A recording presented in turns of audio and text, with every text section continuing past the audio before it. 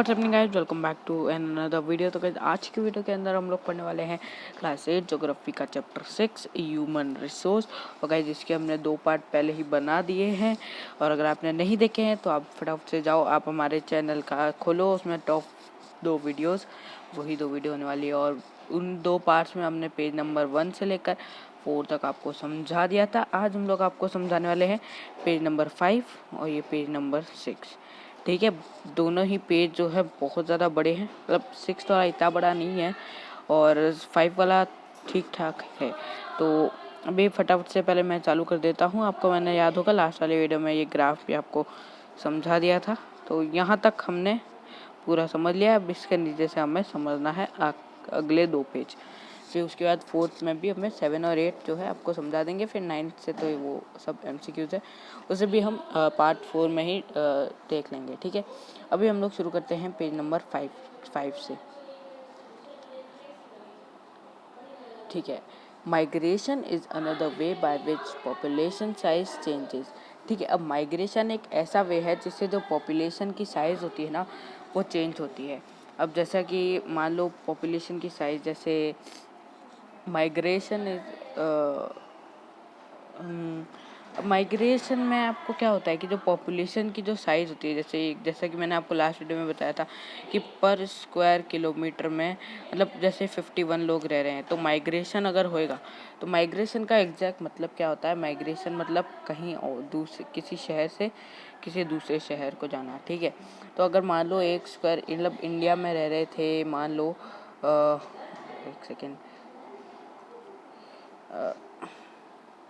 मान लो अगर इंडिया में मान लो ये इंडिया का मैप है। ठीक है,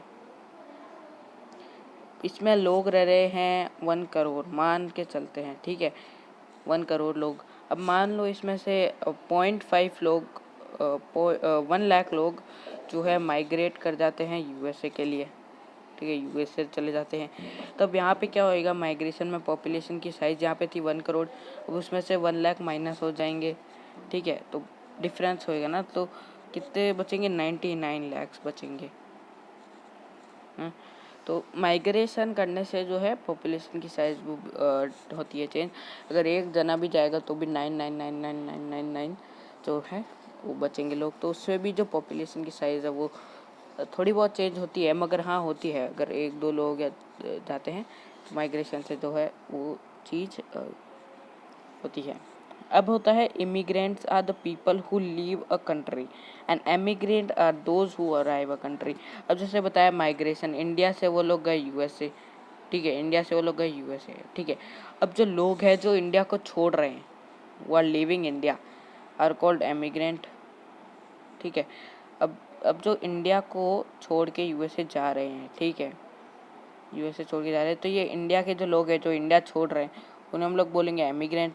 और जो USA में जो लोग जा रहे हैं ना, जो इंडिया से जो लोग USA जा रहे हैं, तो USA के अंदर वो क्या कहलाएंगे, एमिग्रेंट्स। और इंडिया से जाने वाले लोग को क्या बोलेंगे, इमिग्रेंट। ठीक है, countries like the United states of America and Australia have gained in numbers in immigration और एमिग्रेंट्स। ठीक है, अब इसमें बोल रहा है कि जो जैसे USA हो गया, यूनाइटेड स्टेट्स ऑफ अमेरिका हो गया, ऑस्ट्रेलिया हो गया, तो यहाँ पे जो है बहुत सारे इमिग्रेंट्स हुई है, मतलब बहुत सारे लोग जो है उस कंट्री में आए हैं। ठीक है, मतलब बहुत सारे लोग, जैसे इंडिया से बहुत सारे लोग USA भी जाते हैं और कोई दूसरे कंट्री से, और बहुत सारे लोग ऑस्ट्रेलिया भी जाते होंगे, तभी इसमें लिखा हुआ है। ठीक है, अब बात करते हैं, Sudan is an example of a country that has experience the loss of population numbers due to out of migration and immigration. ठीक है, अब एक सूडान एक ऐसी कंट्री है जिसमें से बहुत सारे लोग वो कंट्री को छोड़ के जा चुके हैं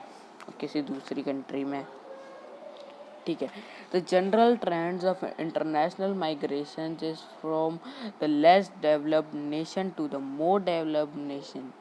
ठीक है, अब जो जनरल ट्रेंड होते हैं, ठीक है, जो जनरल ट्रेंड होते हैं, जो इंटरनेशनल माइग्रेशन होते हैं, उन्हें हम लोग बोलते हैं लेस डेवलप्ड नेशन और मोर डेवलप्ड नेशन। जो जो द जनरल ट्रेंड है ना, उसको हम लोग बोलेंगे द लेस डेवलप्ड, और जो इंटरनेशनल माइग्रेशन बोलेंगे उन्हें हम लोग मोर डेवलप्ड नेशंस बोलेंगे। जहाँ से जो लोग हैं मतलब आप पहुँच रहे हैं, तो जनरल ट्रेंड है उसे हम लोग बोलेंगे वो, ठीक है। अब in search of better employment, अब ऐसा होता क्यों है, बहुत सारे लोग जो है किसी शहर को छोड़ के कोई दूसरे शहर में जाते क्यों है, उसके जो मेन रीजंस क्या होते हैं, ठीक है। उससे क्या होता है, employment opportunity with in countries, largest number of people में move to rural and urban area, employment and health facilities. अब क्या होता है, बहुत सारे लोग रूरल एरिया से अर्बन एरियाज़ में जाते हैं, क्योंकि अर्बन एरियाज़ में क्या होता है, एजुकेशन होती है, हेल्थ फैसिलिटीज़ होती है, एम्प्लॉयमेंट होती है, जो कि रूरल एरियाज़ में इतनी अच्छी नहीं पाई जाती है, ठीक है। अब हम लोग बात करते हैं पैटर्न ऑफ पॉपुलेशन चेंज, ये हमने पहले ही पढ़ा था। The rates of population growth vary across the world. Although the world's total population is rising rapidly, not all countries are experiencing with growth. ठीक है, the rate of population growth, ठीक है, जो पॉपुलेशन की जो रेट्स होती है, जो उनकी जो ग्रोथ होती है, वो ना वर्ल्ड थ्रू वेरी करती है, ठीक है। जो टोटल नंबर ऑफ पॉपुलेशन अगर बढ़ रही है बहुत ही तेज़ी से, या पॉपुलेशन बहुत ज़्यादा कम हो रही है तेज़ी से, तो उसका जो एक्सपीरियंस है उसने कर दिया है, the countries are not experiencing their this growth, ठीक है। वैसे वो कंट्रीज जो होते हैं वो ग्रोथ मतलब एक्सपीरियंस नहीं कर पाते हैं, मतलब वो एक्सपीरियंस कर रहे होते हैं ग्रोथ, क्योंकि कोई जगह होती है वहाँ पे बहुत सारे लोग जा रहे होते हैं, तो उन्हें लग रहा है कि हाँ भाई बहुत सारे लोग हमारी कंट्री में आ रहे हैं, तो उन्हें ये चीज़ एक्सपीरियंस कर ली कि हाँ भाई ग्रोथ हो रही है हमारी कंट्री की। Some countries like Kenya have high population growth rate, अब कुछ कंट्रीज़ ऐसी होती है जैसे केन्या हो गया, उसमें हाई पॉपुलेशन ग्रोथ होती है, ग्रोथ रेट होती है। They had both high birth rate and death rates now. अब उसमें क्या होता है, हाई बर्थ रेट्स भी होती है, हाई डेथ रेट्स भी होती है इस समय में, आज के दिन में केन्या के अंदर high birth rate, high death rate, ठीक है। With improving health care death rate have fallen. अब उसमें क्या होता है, अब इस साल मतलब अभी आज के दिनों में जो है, जो हेल्थ फैसिलिटीज़ है वो बहुत अच्छी डेवलप कर दी है इन लोगों ने, इसलिए जो डेथ रेट है वो और भी कम हो चुकी है। But birth rate still remain high leading the high growth rate. अब बर्थ रेट भी मतलब हाई की हाई है, डेथ रेट भी कम हो गई है, तो क्या होता है, जो पॉपुलेशन की जो ग्रोथ होती है वो हाई हो जाती है, लोग मरेंगे भी कब, पैदा भी ज़्यादा होंगे, तो आप समझ लो कि कैसे हो रहा है। In other countries like United kingdom population growth is slowing because of both low that and low birth rate, ठीक है। अब जैसी कंट्रीज हो गई, यूनाइटेड किंगडम हो गई ना, तो वहाँ पे बहुत कम लोग मरते भी हैं और बहुत कम लोग जिंदा भी होते हैं, तो उसके लिए बहुत धीरे धीरे जो उसकी पॉपुलेशन है वो मतलब उतनी की उतनी ही है, ठीक है। अब बात करते हैं पॉपुलेशन कंपोजिशन, ठीक है। How crowded a country is has little to do with its level of economic development. अब जो कंट्री है वो भले ही कितनी भी क्राउडेड हो, मगर उसके इकोनॉमिक डेवलपमेंट हमेशा ज़रूरी होता है, ठीक है। For example, both Bangladesh and Japan are very densely populated, but Japan is far more economically developed than Bangladesh, ठीक है। अब इसमें यही बात समझाई जा रही है, अब जो जापान है वो उसमें बहुत दोनों ही मतलब बांग्लादेश और जापान दोनों ही बहुत डेंसली पॉपुलेटेड है, मगर जापान में जो है इकोनॉमिकली बहुत इकोनॉमिक लेवल बहुत ज़्यादा है when compared to Bangladesh. To understand the role of people as a resource, we need to know more about their qualities. ठीक है, अब हम लोग किसी पीपल के बारे में जानना चाहते हैं, या we need to know about more about their qualities, हमें उनकी क्वालिटी के बारे में और जानना होता है, तो हमें उसके जो पीपल के जो रिसोर्स है हमें उसे देखना होता है। अब कोई इंसान होता है, ठीक है, वो अपना दिमाग या स्किल्स यूज़ करके एक रिसोर्स बनाता है, तो हम लोग उसे बोलते हैं ह्यूमन रिसोर्स, जो कि चैप्टर जिसके ऊपर पूरा डिपेंडेंट है।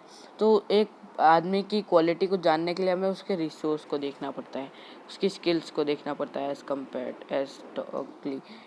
People vary greatly in their ages, sex, literacy level, health condition, occupation and economic level. अब जो पीपल है वो वेरी करते हैं बहुत ग्रेट एजेस के थ्रू, जेंडर के थ्रू, लिटरेसी के थ्रू, लिटरेसी लेवल के थ्रू, हेल्थ कंडीशन के थ्रू, ऑक्यूपेशन के थ्रू, इकोनॉमिक लेवल के थ्रू, ठीक है। ये सब कुछ फैक्टर्स है जिनसे एक आदमी को हम लोग एक चीज़ में डिस्क्राइब कर सकते हैं, मतलब वेरी कर सकते हैं, डिफ्रेंशिएट कर सकते हैं। It is essential to understand this characteristics of the people. अब ये जो कैरेक्टरिस्टिक्स होती है ना पीपल की, जो एज हो गया, जो जेंडर हो गया, जो लिटरेसी लेवल हो गया, हेल्थ हो गया, कंडीशन हो गई, हेल्थ कंडीशन हो गई, ऑक्यूपेशन हो गई, ये ना बहुत इम्पोर्टेंट भी होती है these characteristics. Population composition refers to the structure of the population. The composition of population help us to know.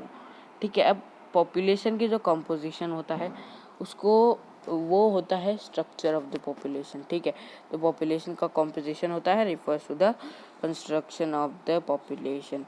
अब जो कंपोजिशन ऑफ द पॉपुलेशन है help us to know how many are males, which age group they belong to, how educated they are, and what type of occupation। वही चीज़ है, कितने mail है, कितने female है, कौन सी एज के हैं, वो कितने एजुकेटेड है, क्या उनकी इकोनॉमिक लेवल है, क्या उनकी ऑक्यूपेशन है, और यही सब हेल्थ कंडीशन है, यही सब है। तो अभी हमने इधर तक पढ़ लिया है। अब ये था पार्ट 3 हमारा, और पार्ट 4 में हम लोग इस चैप्टर के 7 पेज और 8 पेज को भी पढ़ लेंगे और इन क्वेश्चन आंसर्स को भी डिस्कस कर लेंगे। और आज की वीडियो में इतना ही। अगर आपको आज की वीडियो अच्छी लगी हो तो वीडियो को जाके लाइक कर देना। अगर आप चैनल पर नए हो तो चैनल को जाके सब्सक्राइब कर देना, और मुझे जो भी डाउट है तो feel free to ask in the comment section. तो आज की वीडियो में इतना ही, मिलता अगली वीडियो में, तब तक के लिए गुड बाय।